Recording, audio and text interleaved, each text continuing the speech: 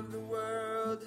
Oh, my people, seek the truth, avoid the evil. Learn Yahweh's ways. Torah Life Ministries. Hello everybody, it's Paul Neeson with Torah Life Ministries, and it's time for this week's Torah Portion coming up this following Shabbat. And we are in Torah Portion number 47. It's actually Deuteronomy 11:26 to 16:17. And it's getting better and better as we get later on. And we're here in the beautiful Zeros Islands.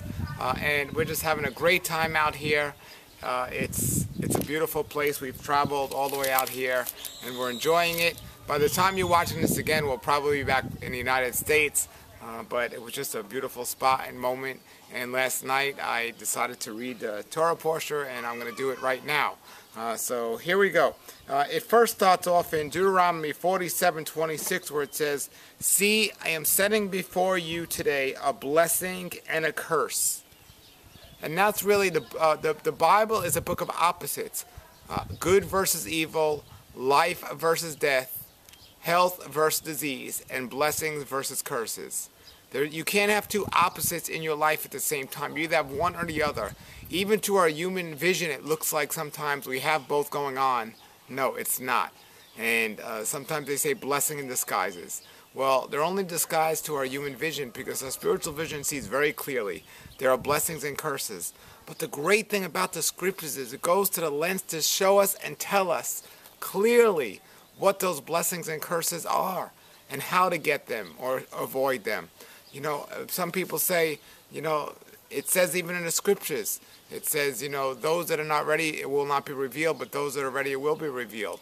But he's revealed to us about the blessings and the curses. And it says, the blessing, if you will listen to the mitzvahs, the commandments of Yahweh your Elohim I give you today. And the curse, if you don't listen and turn aside to follow other gods. It couldn't be more clear folks. It couldn't be more clear. You either listen or you don't, and that's it.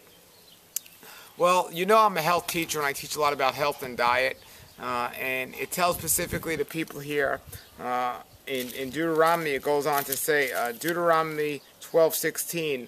Again, it reiterates what was told here, and in this week's Torah Portion, it goes on to give all the instructions about the clean and the unclean animal. But it specifically says, do not eat the blood. Do not eat the blood. It goes down again, and he says it in Deuteronomy 12:24. Don't eat it, but pour it on the ground like it's water. So no matter where you are in the world, no matter who it is, we are not to eat the blood of animals if you decide to eat animals. And so it says that over and over again. Then it goes on to say in Deuteronomy 12:28, obey and pay attention to everything I am ordering you to do. You see, do not forget that this week's Torah Portion started off where it says blessings. And here's how to get it. Obey and pay attention to everything I'm teaching you to do. And you might have heard me say this in the previous couple of weeks, repeating the same thing over again, because the scriptures repeat it over and over and over again. Pray and obey in everything I do, and pay attention to these things. But people aren't doing that today. They're not reading the scriptures, and they're actually calling people legalistic for doing these things, being obedient to these things. This is a backwards world we live in, folks, but we got to stay and stick to Yahweh's word if we want to be blessed. It says in Deuteronomy 13:1, it says, everything I am commanding you to do, you should take care to do it, and do not add or subtract from it. You see, when Yeshua came around, the problem was the rabbis, the Pharisees, and the sages at the time were adding to the word, adding on top of what he told us to do, and this created the problem. Because we're warned here not to add or subtract from it. And then it goes on to say how to keep the community clean. It says, do not listen to anyone that comes along and tries to convince you that following other gods and other ways are the way. No, you must stick and pay attention to my ways only, not adding or subtracting from it. But it goes on, how do they keep the community clean and pure? It says, if you find anyone trying to teach you different, deceiving you different, you are to kill them. To kill them. Now, obviously, today we don't have to go and kill them, but do we? Well, let's look at the question, folks. We don't want to break the law and get thrown into jail and for murdering somebody. But he was setting a precedent here in the scriptures when these scriptures were given. And at the time, I do believe it meant to kill the people that were teaching against the word and taking people away from it.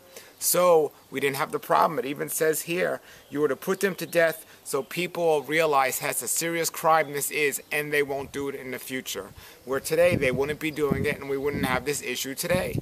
Again, I do think there is a responsibility to be good doers of the word and teachers of the word and expose the false prophets, so to say. I don't think it's for us to take into our own hands to actually kill somebody that is teaching against the word, but I certainly think it is to kill their words and to make it clear that they're teaching something that goes against the scriptures. There's another part of the scriptures which we'll look at another time that talks about we can't be judging the world if they're not held under the same if they didn't make the same covenant with Yahweh to accept Yeshua as your Messiah, but we are to judge our brothers and our sisters. And it goes on to say if they are guilty of the things of the world, we shouldn't even be seen with them. We shouldn't even eat with them or talk to them, because they have made the pledge to say they believe in Yeshua our Messiah, but then they're going to live like the world. No, that is a dangerous thing, folks, to be around those people. And those are the people we need to run away from quicker than anyone else. Why do I say this?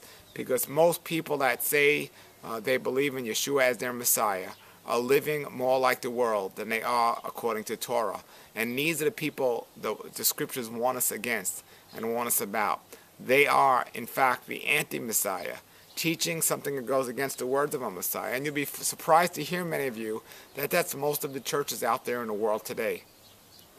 Just like the Catholic Church. I'm on this beautiful island right now, and there's Catholic churches all over the place because it's a primarily customs and culture of the Catholic history.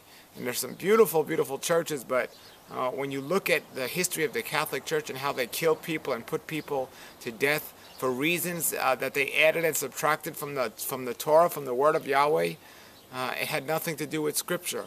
Well, the same thing is happening today with Christianity when you can compare it to the true, pure Word of Yahweh. And it's a very scary thing, folks. So we must protect the Word and protect the community. And we really have to do that with great wisdoms. So it goes on here to say in the Scriptures some more. It says in Deuteronomy 14:1, you, the people of Yahweh, your Elohim, are not to gash yourselves or shave the hair above your foreheads in mourning from the dead, and you are not to eat anything disgusting. And it goes on to say here, all in Deuteronomy 14, of the clean and the unclean animals that Yahweh has pronounced, or the good and the bad, or the kosher and the unkosher.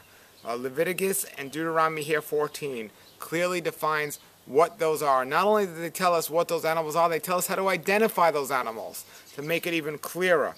And it says here in Deuteronomy 15:10, if you do these things, Yahweh will bless you in all your work. And then one of the things I am most passionate about is opening the hand to the poor and giving to the needy. And it talks about that at the end of this Torah portion. And it says, there will be many in the land that are poor among you, and not to neglect them. And even Yeshua later on says that we are not to walk by our brother on the street and not give, and help our brother. So, we really, it says you must open your hand to your poor and needy brother in the land. That is very passionate to me. And, to see the homeless and the hungry. I mean, what did Yeshua say? Who's my brother? Who's the ones that really are in the kingdom? Those that fed me, those that clothed me, those that talked to me when I was in jail. And they say, when did we do this? And he said, you did this when, and he gave the examples. Well, this is what we have to do, folks. And then finally, it ends this week's Torah portion ends with the importance of keeping the appointed times of Yahweh. And we might not be able to keep it exactly the way it talks about in Scripture in terms of 3 times a year every male is supposed to go up to Jerusalem to keep it for Passover, Shavuot, and Sukkot. However, we are supposed to attempt our best to keep it. And there are still things we can do where we are. But today, instead of people observing the holy days that it warns us to in Scripture, what people are doing is observing the holidays of man. So they've added and subtracted to his word once again, and that's why they get so many curses. But in Deuteronomy 16:13 specifically, it talks about the festival of Sukkot and says you are to keep it, the festival of Sukkot, for 7 days. For 7 days. And the reason why I bring this one up out of all these days is because this is coming up in about a month, folks. Sukkot is a beautiful time. It's a great gathering time, and please do some research on it and look into it, because just how blessed I feel that this is something me and my family could do every year together and come together with our friends. And there's such a spiritual thing behind it that goes along to receive spiritual blessings. So please check that out, folks, and look at the rest of this week's Torah. And if you have any questions or comments, post them below the video. We'll be back in the States next week. Really excited. And folks, have a great Shabbat. And we look forward to seeing everybody, our friends, when we get back home. Until then, have a great day, and shalom, shalom. Come out of the world, oh my people, seek the truth, avoid the evil, learn Yahweh's way.